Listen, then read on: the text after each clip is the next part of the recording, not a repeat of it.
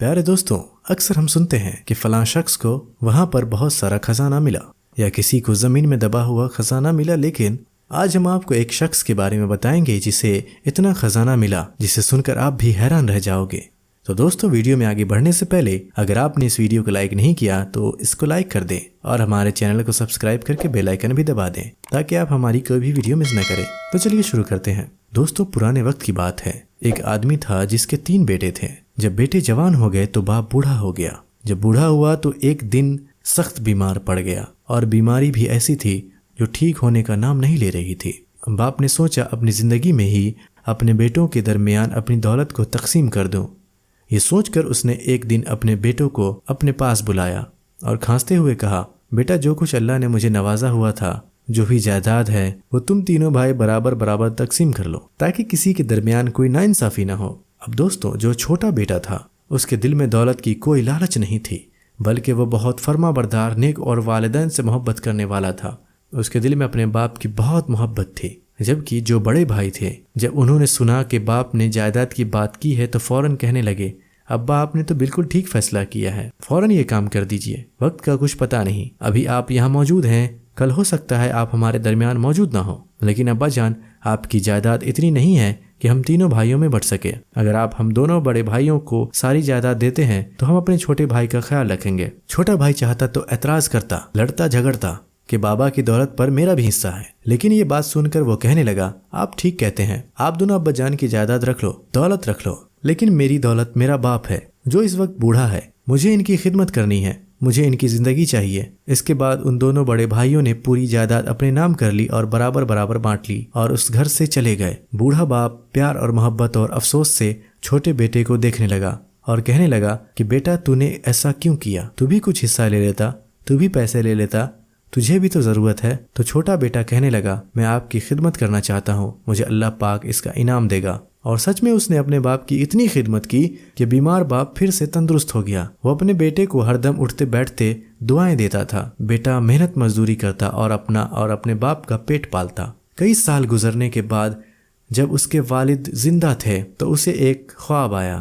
خواب میں کوئی نورانی چہرے والے اسے نظر آئے۔ وہ ان کا چہرہ صاف تو نہیں دیکھ سکا، لیکن وہ کہہ رہے تھے کہ ایک جگہ ایک اشرفی رکھی ہے اور اس پیڑ کے نیچے ہے، اس اشرفی کو تم لے لو، تمہاری زندگی بدل جائے گی۔ تو یہ بیٹا کہنے لگا، کیا اس اشرفی میں برکت ہے؟ تو انہوں نے کہا، نہیں، برکت نہیں ہے۔ تو اس نے انکار کر دیا کہ میں وہ اشرفی نہیں لے سکتا، مجھے برکت والے پیسے چاہیے۔ دوسری شب بھی اس کو وہی نورانی چہرے والے نظر آئے۔ انہوں نے کہا کہ فلاں مقام پر تم چلے جاؤ، وہاں پر 10 اشرفیاں موجود ہیں اور وہ تمہارے لیے ہیں۔ تو وہ کہنے لگا، کیا ان اشرفیوں میں برکت ہے؟ انہوں نے کہا، نہیں، ان میں برکت نہیں ہے۔ تو اس نے انکار کر دیا کہ نہیں، میں وہ 10 اشرفیاں بھی نہیں لوں گا۔ اب تیسری شب بھی اس کو خواب میں آیا تو وہی نورانی چہرے والی شخصیت کھڑی ہوئی تھی۔ انہوں نے کہا، فلاں مقام پر صرف ایک اشرفی موجود ہے، لیکن اس میں تیرے لیے برکت ہے۔ تو وہ خوش ہو گیا۔ اس نے کہا، ہاں، اب یہ اشرفی میں لوں گا، کیونکہ یہ ایک ہی صحیح، لیکن اس میں برکت ہے۔ اب اس نے اٹھ کر یہ خواب اپنے والد صاحب کو سنایا تو والد صاحب کہنے لگے، ہاں بیٹا، یہ خواب مجھے سچ لگ رہا ہے۔ ان بزرگ ہستی نے تمہیں جو جگہ بتائی ہے، تم وہاں جا کر وہ اشرفی دیکھو، تمہیں ضرور ملے گی۔ وہ بیٹا اس جگہ پر پہنچا اور جب اس نے زمین کھود کر دیکھا تو وہ وہاں پر واقعی ایک اشرفی موجود تھی۔ اب والد صاحب کی ہدایت پر وہ بازار چلا گیا۔ وہاں سے اس نے ایک مچھلی خریدی۔ مچھلی لے کر جب گھر آیا تو جیسے ہی اس نے مچھلی کا پیٹ چاک کیا تو اس میں 2 لال نکلے، جن کی قیمت ہیرے سے بھی زیادہ ہوتی ہے۔ وہ لال مچھلی کے پیٹ میں موجود تھے۔ والد صاحب نے دیکھا تو کہنے لگے، واہ، سبحان اللہ، بیٹا، تجھے اللہ نے تیری خدمت کا کیا خوبصورت انعام دیا ہے۔ تو بیٹے نے کہا، بے شک بابا، آپ نے حق بات کہی ہے۔ تو وہ کہنے لگے، جاؤ بیٹا، اس کو بازار میں بہت بڑے سونار کے پاس بیچ کر آؤ اور صحیح قیمت لینا۔ بیٹا وہ قیمتی لال سونار کے پاس لے گیا۔ جب وہ گیا تو سونار کہنے لگا، یہ تو بہت زیادہ قیمتی ہے، میں ان کی قیمت نہیں لگا سکتا، تم وقت کے حاکم کے پاس یعنی بادشاہ کے پاس چلے جاؤ، وہی تمہیں اس کی صحیح قیمت دیں گے۔ جب وہ بادشاہ کے پاس پہنچا اور بادشاہ نے وہ قیمتی لال دیکھے تو فوراً خرید لیے اور اس کو 60,000 دینار دیے اور کہا، جاؤ اپنی زندگی جیو۔ پیسے لے کر خوشی خوشی وہ اپنے باپ کے پاس آ گیا۔ اب رات میں وہ سونے کے لیے لیٹا تو اس کو وہی نورانی چہرے والے نظر آئے۔ بہت خوش ہو رہے تھے۔ انہوں نے کہا، تم بہت سمجھدار لڑکے ہو، ایک نہایت عقلمند اور فرما بردار بیٹے ہو، تم نے جائیداد کے بدلے اپنے باپ کو چنا، تم نے والد صاحب کی خدمت کی، اللہ پاک نے تمہاری نیکی کو اتنا پسند کیا، تمہاری خدمت کو اتنا پسند کیا کہ تمہیں قیمتی پتھر یعنی لال سے نواز دیا، اور پھر تم نے جو اشرفی چنی تھی وہ برکت والی تھی۔ برکت والے پیسوں میں جو برکت ہوتی ہے وہ زندگی بھر ختم نہیں ہوتی۔ تم نے عقل مندی دکھا کر اپنے لیے جس چیز کو چنا، اللہ تعالیٰ نے تمہیں دیکھ لو کتنا نوازا۔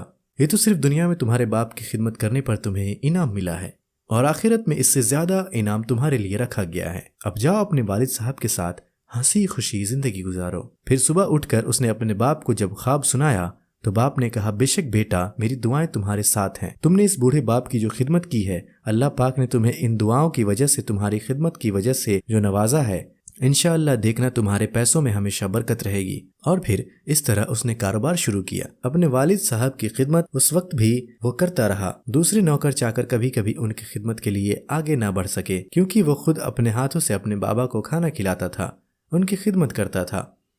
دوستو، یہ وہ عظیم باپ ہے